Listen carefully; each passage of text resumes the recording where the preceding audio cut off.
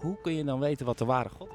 Ik ben zelf christen, dus ik geloof dat Jezus voor mij is gestorven aan het kruis en dat hij mijn God is. Je hebt natuurlijk ook geloofsovertuigingen die zeggen er is geen God. Kijk om je heen, kijk naar alles wat we hebben. Denk niet dat je hier zomaar even bent gespand hier op aarde. Toch ervaren heel veel mensen die nabijheid niet. De Bijbel zegt ook, alle mensen hebben gezondigd en daardoor ervaren we zijn nabijheid niet. God wil jou nu gebruiken, dat jij mensen eigenlijk bij de hand pakt en zegt, kom, ik weet een brug terug naar God.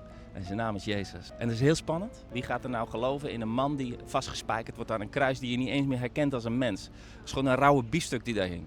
Nou, Helemaal kapot geslagen, ja. ja. Hij had geen gestalte nog enige heerlijkheid, staat er. Hij was niet meer herkenbaar. Compleet misvormd. En dat is wat de zonde doet. Dus die mensen zijn van binnen allemaal misvormd door de zonde. Zijn gebroken. En als je zo naar ze kunt kijken en je weet de oplossing. Dat zou afschuwelijk zijn dat we niet dat beste nieuws met ze delen. Ja, we moeten het inderdaad delen. Misschien ben jij wel de enige Bijbel die ze ooit zullen lezen.